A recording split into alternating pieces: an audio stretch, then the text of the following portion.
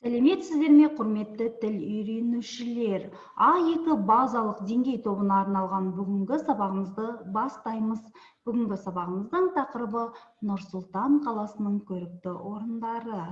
Бүгінгі сабақтың мақсаты еліміздің астанасы Нұр-Сұлтан қаласының көрікті орындары туралы әңгімелеуге дағдыландыру, сондай-ақ тыңдаушылардың қазақ тілін қолдану аясын кеңейту. Алдымен өз біліміңізді тексеріп көріңіз. Ол үшін мына сұрақтарға жауап беруге тырысыңыз. Қазақстан Республикасының астанасы қай қала? Нұр-Сұлтан қаласы қай жылы елорда атанды? Астанамыздағы Бәйтерек монументінің биіктігі қанша метр? Елордамыздың Астана атауы Нұр-Сұлтан деп қашан өзгертілді? Ал енді мына мәліметтерге құлақ түріңіз. Еліміздің астанасы Нұр-Сұлтан қаласы. Елорданы Алматыдан Ақмолаға ауыстыру туралы шешімді Қазақстан Республикасы жоғарғы кеңесі 1994 жылы 6 шілдеде қабылданды. Нұр-Сұлтан 1997 жылы 10 желтоқсаннан бастап Қазақстан Республикасының елордасы. Бәйтерек монументінің биіктігі 97 метр, ал 2019 жылы 20 наурызда Қазақстанның президенті Қасым-Жомарт Тоқаев қаланың атын елбасымыз Нұрсұлтан Назарбаевтың құрметіне Нұр-Сұлтан деп өзгертуге бұйрық берді. Бұл мәліметтер сіздерге пайдалы болды деп ойлаймын. Ал енді бүгінгі сабақтағы жаңа сөздермен таныс болайық. Сөздерді бірге оқиық және сөздіктің көмегімен аударуға тырысыңыз. Аймақ, аймақ. Астана, астана. Дала, дала. Жаңа, жаңа. Биік, биік. Көрікті, көрікті. Ғимарат, ғимарат. Мұхит аралы, мұхит аралы.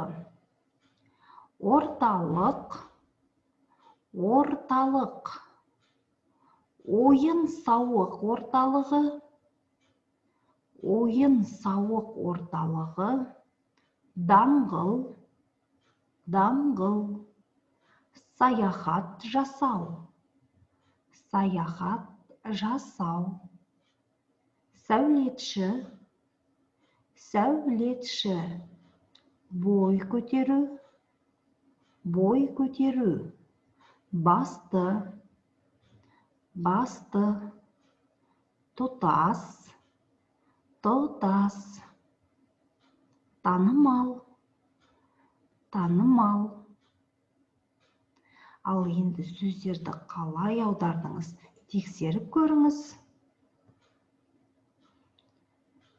Бүгінгі сабақтағы жаңа сөздерді міндетті түрде өздеріңіздің сөздік дәптерлеріңізге жазып, оны жаттап алуды ұмытпаңыздар. Ал енді жаңа сөздерді қатыстырып, сөз тіркестерін жасап көрейік. Мысалы, биік ғимарат, жаңа астана. Осы сияқты тағы да сөз тіркестерін құраңыз.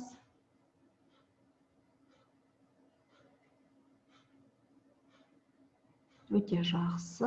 Ал енді бүгін біздің грамматикалық тақырыбымыз Л, Л, Д, Д, Т, Т жұрнағы. Бұл жұрнақтар есім сөздерден туынды сын есім жасайтын жұрнақтардың бірі екен. Ол үшін олар зат есімге жалғанып барып жасалады. Мысалы, құрметті, қарлы, қарақат көзді. Л, Л, Д, Д, Т, Т жұрнақтары буын үндестігіне бағынғандықтан жуан сөздерге жуан, жіңішке сөздерге жіңішке жалғанады екен. Ал енді бүгінгі грамматикалық тақырыпқа байланысты мына тапсырманы орындап көрейік. Ол үшін сөйлемдегі көп нүктенің орнына тиісті сөздерді алып, мағынасы қарай тиісті сөзді алып, ал ол сөздерге сын есім жасайтын л, д, т жұрнақтарының жалғап көп нүктенің орнына қоямыз. Бірінші сөйлемді қараңыздар, үлгі ретінде берілген. Қыздар сәнді көйлек киюді ұнатады. Яғни біз сән сөзін алып, оған д қосымшасын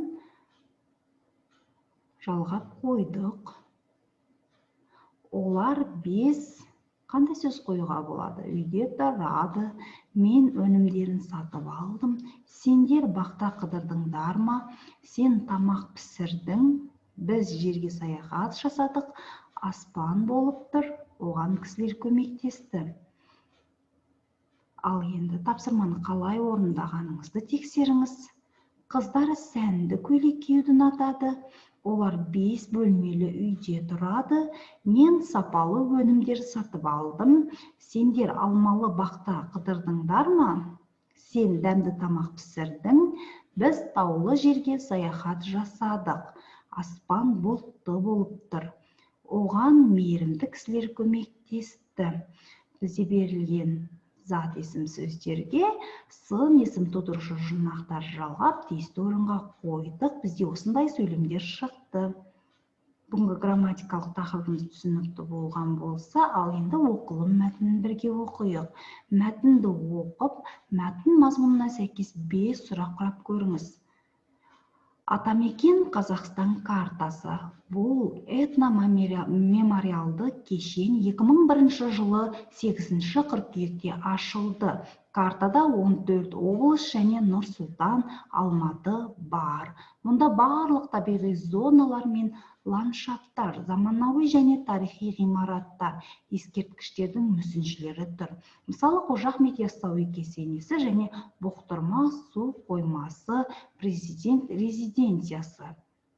Хан шатыр сауда және ойын сауық орталығы. Танымал британ сәулетшісі Норман Фостердің жобасымен салынған 2300 тонналы ғимарат Есіл өзенінің сол жағалауында бой көтерді. Шатыр биіктігі 150 метрге дейін жетеді. Сыртқы жағы тұтас арнайы әйнектермен қапталған. Думан ойын сауық орталығы 2003 жылы мамырда жұмысын бастаған. Бұл кешенде ең қызығы мұхит аралы. Су қоры 3 миллион литрге жетеді. Теңіз тіршілік иелерінің 100-ден астам түрі мекен етеді. Мұхит аралында мысық, акула кездеседі. Ол мысық сияқты дыбыс шығарады. Абу-Даби Плаза кешені. Астанамыздың тағы бір таңғажайыбы көп мұнаралы Абу-Даби Плаза кешені. Ол Орта Азиядағы ең зәулім ғимарат болып есептеледі. Құрылыс 2001 жылы басталды. Басты мұнара 88 қабаттан тұрады. Ең биік мұнаралар солтүстік тұстан орналастырылған және даладан соғатын суық желге сыртын беріп тұр. Ал панельдері оңтүстікке бағытталған. Бұл экодизайн деп аталатын озық технологияларға сай жасалған жоба. Мәтінді оқыдық. Бізге мәтін бойынша тапсырма 5 сұрақ құрастыру керек болатын. Ал енді мәтінді оқыдық. 5 сұрақ құрастырдыңыздар деп ойлаймын. Ал енді мәтіннен Л, Д, Т жұрнағы бар сөздерді тауып жазыңыздар. Берілген тапсырмаларды орындап, кері байланыс жасауды ұмытпаңыздар.